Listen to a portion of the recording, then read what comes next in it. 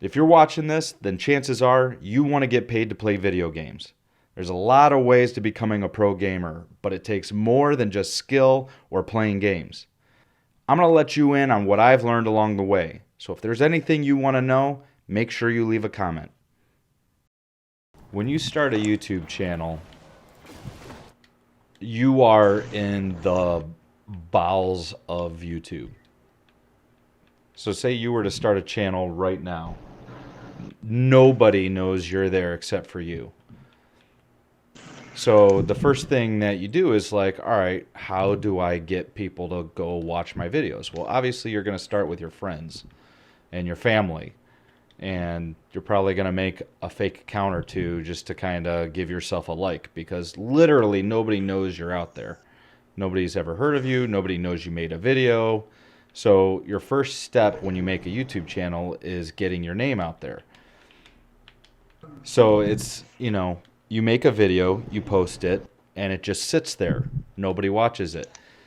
Now, if you make a video that somebody happens to come across, then it's probably going to get viewed. So, like Osman just said, if you would have posted a video about how to beat Skolas, it would have got a ton of views. And that's because people are looking for videos and information on how to beat Skolas. They're searching, right, with Google and YouTube or whatever. So one of the things you want to do with any video is make sure it's something people are looking for. If you post a video, I farted into the microphone, who's ever going to see that? Seriously, who's ever going to see it? Because nobody knows it's out there. That'd be a hot video, though. Yeah. Now, if you already have 1 million subscribers and you post how to fart into a microphone, it's going to get viewed to shit because you don't have to work for your views anymore. It's bullshit. But anyway, I digress. So, you post a video, how to beat Skolas. And it starts getting viewed because people are looking for how to beat Skolas. So, after that, people decide, well, okay, this was a good video. It told me what I needed to know. Or this was a bad video. I can't believe I wasted 30 seconds of my life watching it. Or this was a really cool video. The guy was funny or informative or whatever. I want to make sure I subscribe because I like his stuff. And so you want to build up your subscribers because that's how that's how you're going to grow and spread. Right, word of mouth. Yeah, because you're hoping that somebody, if they like you enough to subscribe to you, then, they're going to tell their friends and stuff. And that's why I always try and start off my videos with that, like, subscribe, and share, because that's ultimately what you want. You want people to share your shit. So it's a lot harder than what people think. People think you just, in fact, I was supposed to make videos with my friends, like I was saying, and we got into an argument over how we were going to go about doing it. And I was like, they didn't agree with me. They wanted to do it a different way. And they kept saying, well, all you have to do is just record what you're doing and post it. It's like, no, there's a whole lot more to it than just recording your stuff. Why would anybody want to watch you? Why would somebody want to watch you just run around a map shooting people? Right. There's millions of videos like that out there. You got to set yourself apart, and you got to, get your name out there and do things and whatever. And they didn't understand how much work goes into it just to get yourself off the ground, which brings us completely full circle to what we were talking about earlier, which is why it's so annoying and frustrating when people, like who we were talking about before, when they get promoted and shit.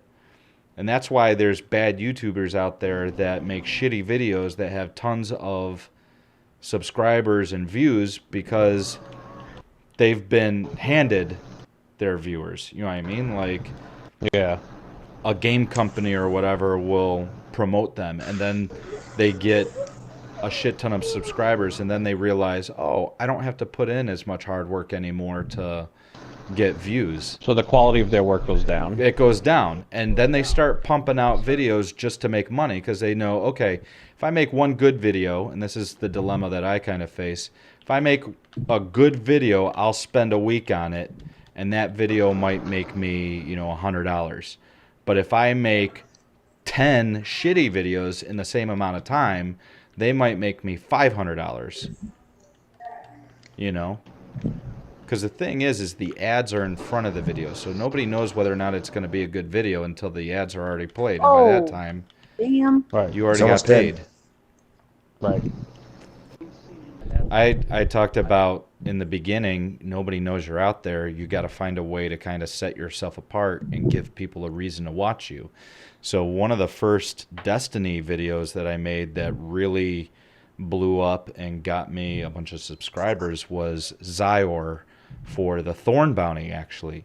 Oh my And god, that bitch. I was looking up how to do it, and every video I came across was 10 minutes long, 15 minutes long, 30 minutes long, you know, them actually walking you through the strike and stuff like that. And I watched them and I did it, and I'm like, really, there's only like 2 or 3 things you need to know. Do this, do that, and do this. And so Right. what I did is I made a video about how to do it, and I made the video really short, as short as I possibly could, and really, really, really simple. And my video blew up over some of the other ones that were out there because they were just too long, and people just want to know how to do something, you know, as quick as possible. Yeah, they or don't. whatever. It's so drawn out, right? And I got a lot of subscribers because they were like, oh my God, you have no idea how many videos I watched where I just ended up turning it off because it was like 20 minutes of just running around and people are killing ads and stuff. I don't need to see any of that. So, you know, that's like what you're saying. You know, you look to see what's out there and how you as a person, what would you watch? What do you look for? And then make that as a video.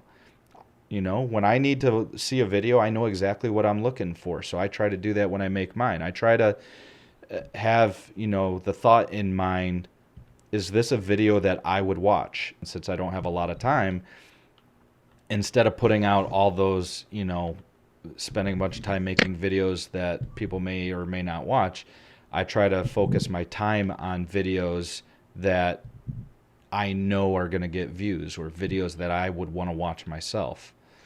You know, so I kind of try to, it's more specific of a process. Which is not necessarily right, don't get me wrong, because I need to do So the let me ask you a opposite. question. What was your simplicity to Zyor? Number 1, you have to have the bounty. Number 2, get to Golgoroth. Or, yeah, seriously. No, I'm sorry. It's just I'm so glad you started off like that. It was just really funny. If you don't have the bounty, this is not. It's not going to work. Right, exactly. Number 1, have the bounty. Number 2, start up the strike. Number 3, get to Fogoth. Number 4, hide in the doorway.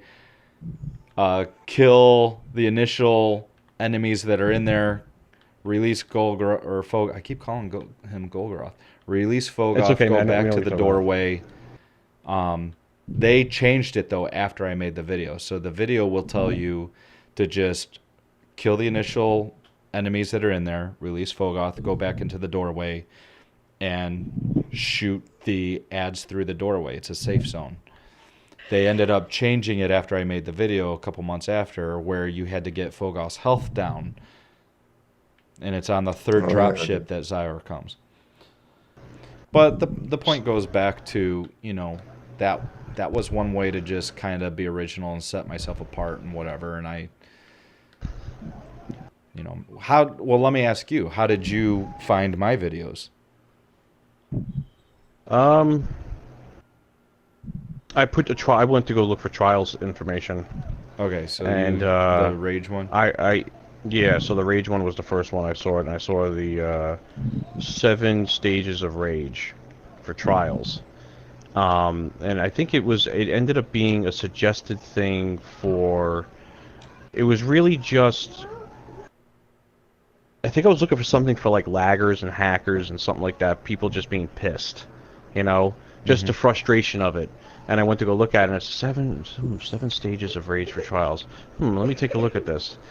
And I went to go look at it, and when I got your 7 stages of rage, I shared that with everybody in my clan. And everybody that I was friends with. And I remember I showed it to my wife, and dude, I pissed my pants so much. It wasn't even about, the initial part was, everything that you said, each stage, was exactly how we all felt. To the T. You know? And then that's what I was telling you, we were talking a couple of weeks back.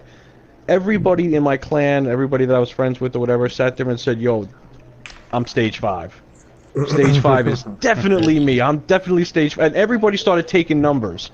We were playing it as we were doing raids. Okay, you hear it off in the background. People would be laughing. They would hand it off to each other. It was just really funny. But it was also based on actual things that it was happening to all of us.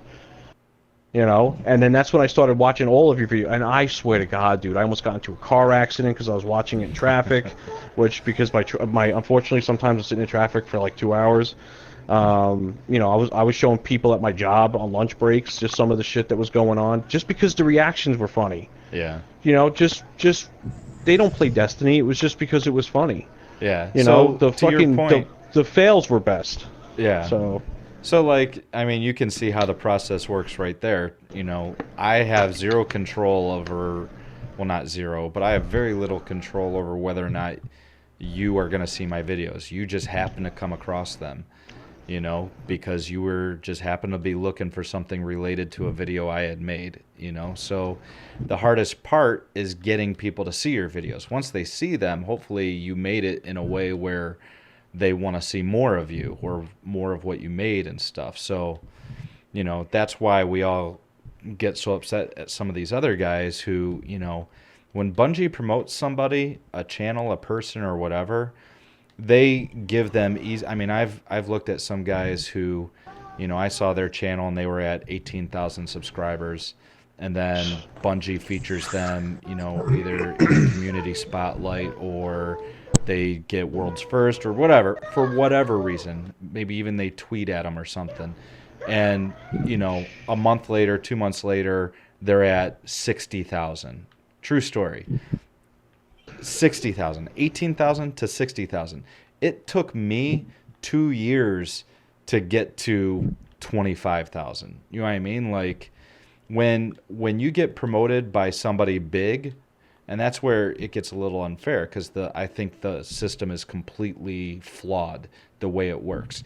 You know, if you go on YouTube, you look off to the right-hand side, YouTube will promote, and of course that's their business practice, but you'll see Jenna Marbles over there, you'll see PewDiePie over there, you'll see Syndicate, you'll see, well, if you've got a search history for Destiny, you're going to see Dado, you're going to see More Console, you're going to see DPJ. In fact, I dare you to open up YouTube right now. You're going to see them over there off to the side. And so they're getting promoted by YouTube. And then Bungie will say something, they get promoted by Bungie. So they don't have to try. They don't have to try to make good videos.